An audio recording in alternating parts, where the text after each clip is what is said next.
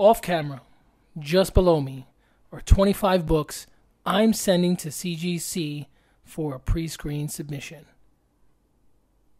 Tune in. Fat dad, gonna put on a shirt. Will it fit? No, it can't, 'cause he eats all the food. Look out, here comes a fat dad.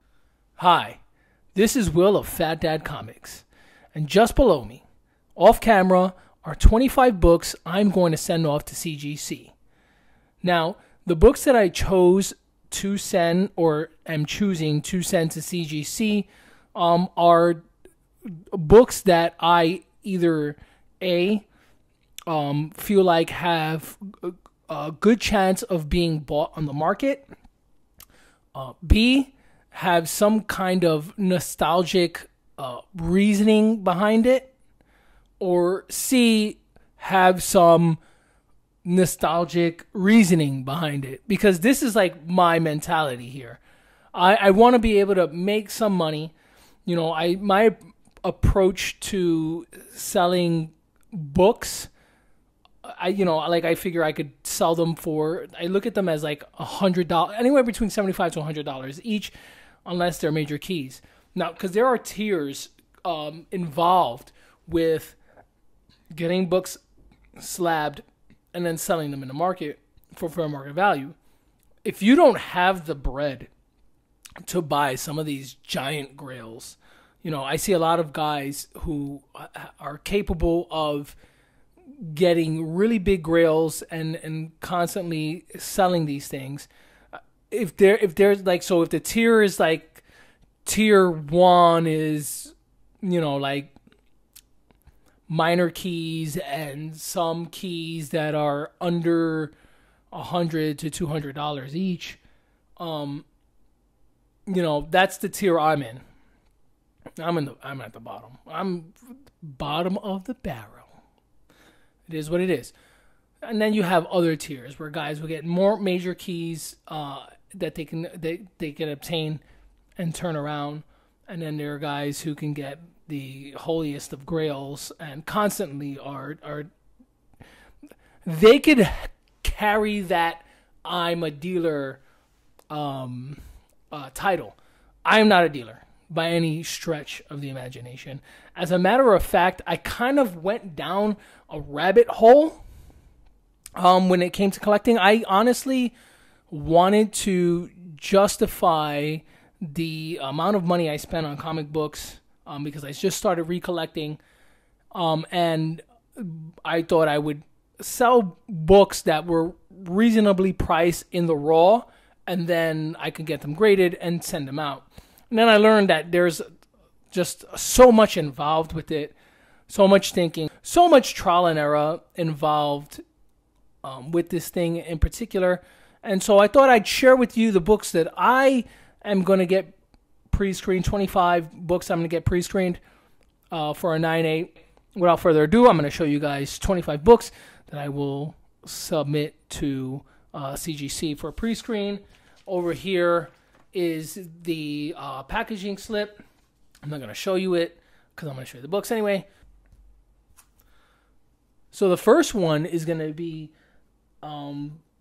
Nayoung Woo cover of Silk #1, Volume 3. I just really enjoy this cover. I think it's a beautiful piece of work. So I would like to get this graded. I may sell it. I may not. I don't know. I love all my comic books, and in all honesty, I want to sell none of them, but I need to. Like I said, I went down this rabbit hole, and I'm kind of like, I'm in it. I'm in it deep. I'm in it. These are for me. So I have Spider-Man number 18. This is part 1 of Revenge of the Sinister Six. So as a kid, this was pretty much the stuff that this series right here, the Spider-Man series, but particularly in these numbers, when I was a kid, junior high school, these were the books that I coveted the most. This Eric Larson stuff, Eric Larson's a beast. I drew this thing in class. I didn't pay attention in class. Drew this thing over and over again.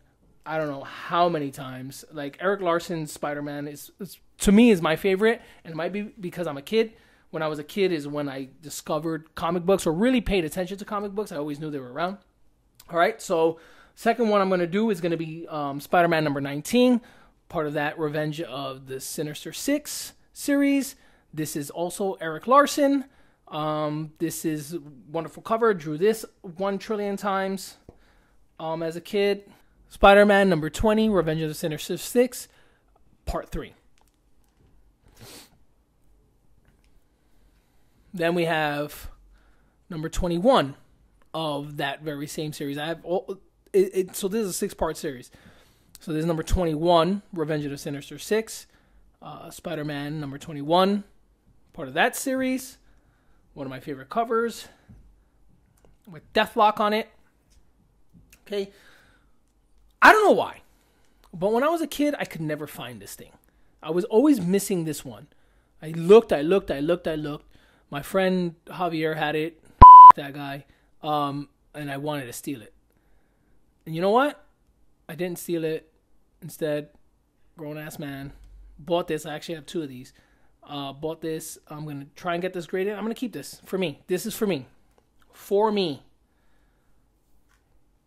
I'm going to sell it if I could. This is going to be like a desperate moment. And I'm just going to sell it. So this was the last part. This is part 6 of Revenge of the Sinister Six. Spider-Man just taking the entire cover. And he's like, you know what, guys?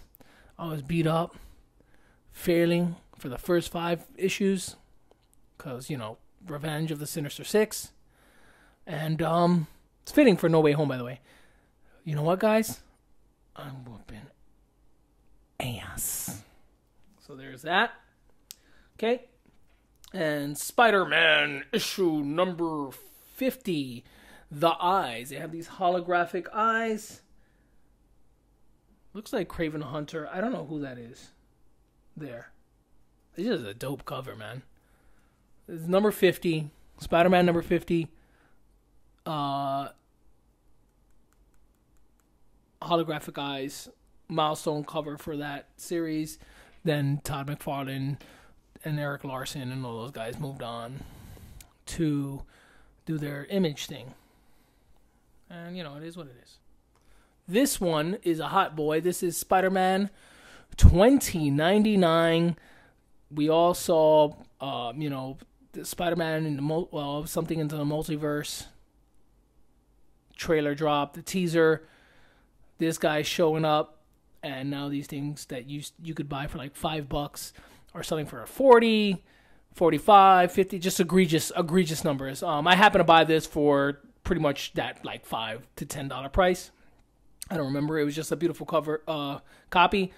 I think it's a 9.8, so I'm going to send it off to CGC. And I'm not selling it. I'm keeping it. Because, I have 2 of them. I'm going to sell it. No, I'm keeping it. Selling it. Sell out. I'm a sellout, son. All right, so we have Proctor Valley Road. It was optioned. You know how much stuff has been optioned? So this is like going back to the psychology thing. You know how much stuff has been optioned? A crap ton of stuff has been optioned. Some things have been developed, like Jupiter's Legacy. And guess what? That thing fell apart. So I'm still going to be a sheep, and I'm going to send this thing to CGC, and hopefully it'll come back a 9.8. That's what I think it's going to be. And I'm going to sell it. Keeping it real. I'm going to sell it. All right. So this is another variant cover of Proctor Valley Road number 1. Okay. I'm sending this to CGC because of that heat surrounding it. I'd only be foolish not to. Honestly, okay. So this is the A cover. This is the coveted cover. Okay. This is Proctor Valley Road number 1, cover A. Sending this all to CGC. I bought these books because I thought it looked cool. And I wanted to read the story. And a lot of stuff that Boom writes is kind of like up my alley. Where It delves into the macabre, and kind of like all this supernatural stuff, and that's kind of like what I've loved to watch as a kid, growing up, like horror movies and stuff like that. So anything that has some kind of like social aspect, coupled with some cucos. Cucos means boogeyman or monsters in Spanish. It's not. It's like a slang term. Cuco. Viene del cuco. Cuco's gonna be right there. Cuco. Got another one of those. Proctor Valley Road. I have a few of these actually, but these are the two that I thought will be a 9.8. So fingers crossed. All right. This is Win number 1, cover B. I got this from Skeff of Skeff's Comic Knowledge on one of his Whatnot sales on a Sunday. Funny enough, it is Sunday today, and I just love the guy, man. I think he's an awesome dude, and hopefully one day I could really chop it up with him about comics and like his psychology behind picking books to be graded. And when it, like a lot of the stuff I want to keep, but like for instance, like this here Wind cover B, I'm probably just gonna sell it. I don't know. Again, I want to keep all of them. I want to hoard all this stuff, keep it like, yeah, I got this, blah blah blah blah blah. But I just have to justify it. So I'm willing to. I will be willing to part with this if I needed to. All right, so now we have also from Mr. Skeff. This is Kanto number 1. I believe it's the 4th print. This is New York Comic Con trade dress. Got this one also from Skeff. Beautiful, beautiful cover. Kantos are just an awesome series. So I think this one I'll keep for two. Like, see, it's like personal reasons. One, it's a really cool cover of Kanto, and then got it from Skeff. You know what I mean? And I think your relationships with the people you encounter in the comic book community, I think that has value. So this I would like to hold on to for that reason as well. I'm not going to sell that one. This one, however, I will. And I also got it from another big boy in the comic book world. This is X-Men number 1, one of those covers. It's like a bunch of variant covers, which variant covers weren't common, but for when they relaunched this kind of like X-Men deal and they had all these covers or whatever, I think it was 5 covers for X-Men number 1.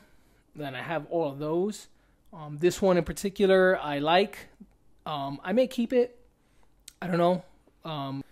I grew up loving X-Men and Wolverine. I mean, who doesn't love Wolverine?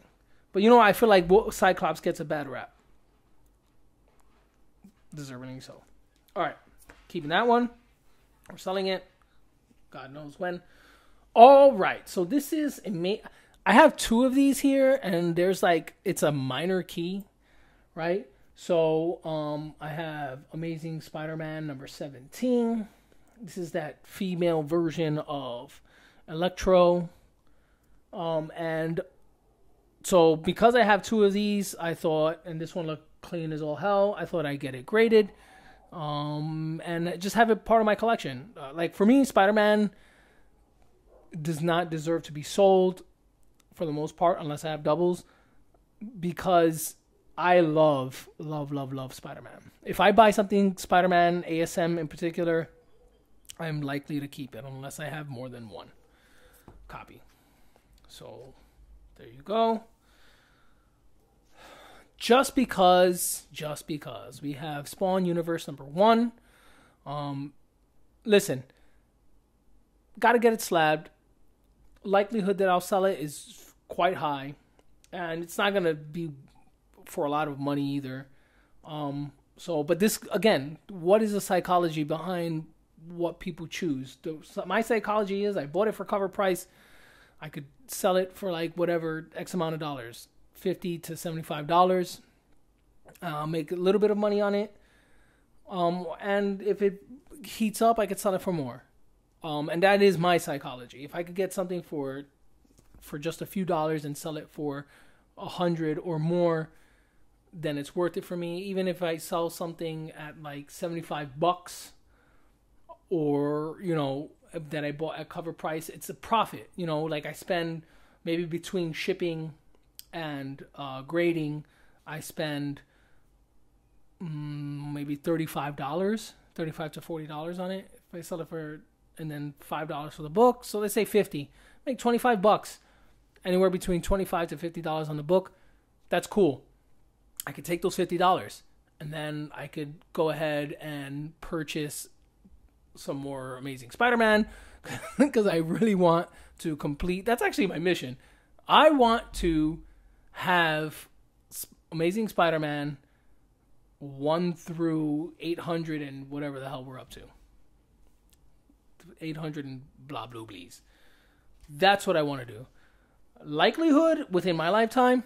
I mean, it depends. It really does depend. I don't know if it's going to happen, but if it does, cool. All right. So I have Nocterra. This is another thing that was like, I think it's in development. I don't know if it's option or in development. Nocterra number 1. Got it for cover price. Gonna get it graded. I'm gonna hold on to it. I think it's a really cool book, and depending on like how things go, I may sell it, may not sell it. I did sell a variant cover of this, raw, to a fellow comic book community personality or person or whatever, someone within the community I sold it to that I really enjoy his disposition in terms of comic book collecting, and his disposition. This gentleman is at Black Knight Comics.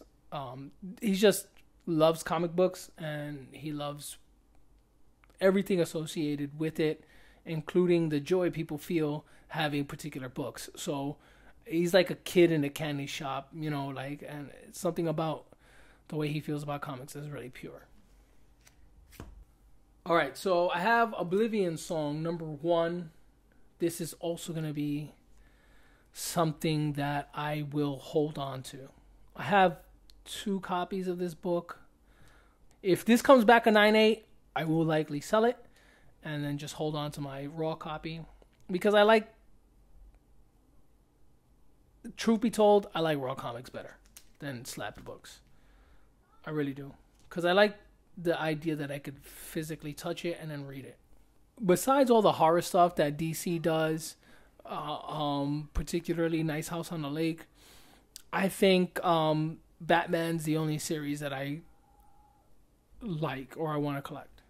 So I'm going to get this graded. I'm going to hold on to that.